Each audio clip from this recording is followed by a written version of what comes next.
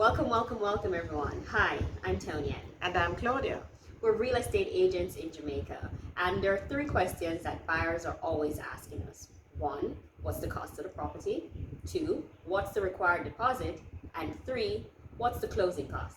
So today, we're going to break it down for you and tell you all the charges that make up the closing cost statement. Stay tuned. Ladies and gentlemen, thank you so much for opening this video. I'm Claudia, real estate agent in Jamaica. If you want to sell or buy or build real estate, hit the subscribe button and remember the notification bell. Ladies and gentlemen, one of the first things you want to know is what's the deposit, right? Now, even before that, what's the cost? Now, most of these charges are based on the cost of the property that you'll be buying. So let us say you're buying a $12 million property. Usually in Jamaica, they will ask you for a 5%, 10%, or 15% deposit. So you will calculate that percentage from the sale price or the selling price. So at $12 million, 5% would be $600,000. At 10%, it would be 1.2 million. And if it's a 15% deposit, then you'll require 1.8 million Jamaican dollars. But we work our example on a 5% deposit. So the selling price in this instance is $12 million, and your deposit will be $600,000. Now your deposit is totally different from your closing costs. All right, Tonya, let's take them through some of the things that make up the closing costs. So the first one would be that if you are a buyer, you're required to pay half of the stamp duty. Currently, the total stamp duty in Jamaica is $5,000. The government of Jamaica has reduced that. That used to be a percentage of the sale price, but luckily for us, the Jamaican government is looking out for us.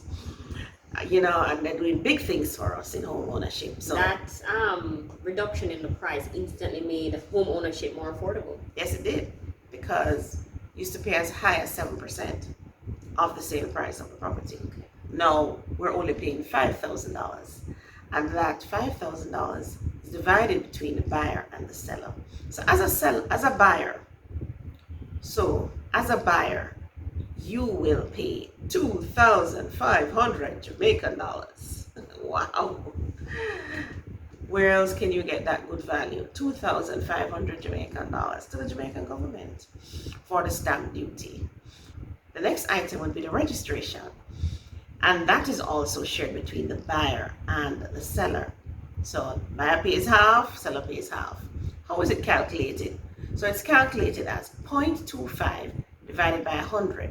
So you would take the selling price of the property, in this instance, $12 million, multiply by 0.25, and then that figure you would divide by 100. So literally, for this one, it will work out to $30,000. All right, so we have covered stamp duty and we have covered registration. Stamp duty is a flat fee of $5,000 divided in two. The seller and the buyer will share. So as a buyer, you pay $2,500. We have also covered registration. Registration is a percentage, or it's calculated based on the sale value. That calculation is 0.25 divided by 100. So it will be the selling price times 0.25 divided by 100. Next, you would always pay for a sale agreement. What is a sale agreement? So the sale agreement is the agreement that is signed between the buyer and the seller. This agreement usually outlines the conditions of the sale, like the price, all the things that you want to put in the sale agreement, right? Like if you don't pay for this in 90 days, I'm going to do X and Y and Z. Including an interest charge, right? Or something like that, right? But it's controlled by the seller's lawyer. So the seller's lawyer have control over the price of the sale agreement. Now, in this instance, we have decided that the sale agreement, the buyer will pay $50,000. Now, what happens is the seller and the buyer will share the cost of the sale agreement, usually 50-50. So in this instance, if this buyer is paying 50,000, then the sale agreement would be 100,000. Depending on the lawyer that you're using, it may attract a GCT or general consumption tax. As of today, the GCT is 15%. So we've calculated on 50,000 GCT of 7,500. So that would be at a rate of 15%. Also, lawyers will charge you for some possession letters. Usually these are possession letters to the utility companies. And in this instance, this lawyer is charging 20,000. So the buyer will pay $10,000, half and half again. And of course, it's attracting the GCT of 15%. So that's 1,500. Also, the buyer may use a lawyer to act on their behalf, and that fee can be 3%. So in this instance, 360,000, and will also attract a GCT of 15%. So that will be 54,000 at a 15% GCT. So your total closing costs will be $515,500. So ladies and gentlemen, if you're buying a property valued at $12 million, you would have a $600,000 deposit if your deposit is 5%, meaning your lender is lending you 95%.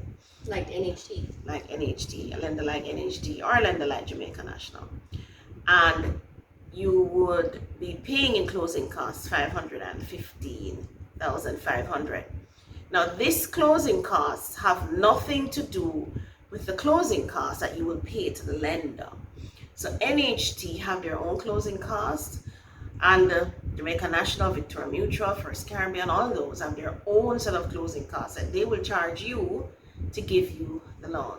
The good thing with the National Housing Trust is that they will add that cost to your mortgage. Mortgage? Oh, that's yes, good. that's what they did. That's what they did to us. They added it to the mortgage. Mm-hmm. So you really don't pay it as an upfront cost, but yes, there is a closing cost. So ladies and gentlemen, so you will actually need... Also, Mom, remind them about the valuation and survey. Okay, yes. So those will be additional costs to you, separate from the closing costs. So you would need to pay for a valuation report because your lending institution plus yourself want to make sure that you're getting good value, right? And you'll also would engage a surveyor to do a surveyor's ID report. That report will identify the property, make sure, yes, this is the property that you're buying, and will also identify any breaches, like maybe any buildings that would have been too close to the boundary wall and things like that, right? So, and we have estimated a valuation report at 40,000. That's how cheap it is, and a survey report at 25,000. These are estimated costs. I must have a disclaimer: we're not valuators, we're not surveyors. We're simply just throwing that in there. You will call these people and get their the best prices that you can get. Right. All right. So the total cost would be $1,180,500, ladies and gentlemen, and you would be borrowing 11.4 million because remember, you deposited 600,000 cash from out of your bank account, right? So the total expense to the buyer, having bought this house for $12 million, would now be $12,580,500. So technically, you have an additional $580,000 in closing costs to pay. Remember, though, this is just government fees, lawyer expense. You have still not paid the lending institution for giving you the loan. So they will have their own separate closing costs. So remember to ask your mortgage officer, what will be your closing costs? Don't get caught off guard, all right? Ladies and gentlemen, thank you so much for staying with us. I'm Claudia. And I'm Tony. Have a beautiful Jamaica day, and remember, be great to yourself. And buy real estate. Bye, Bye, everyone. everyone.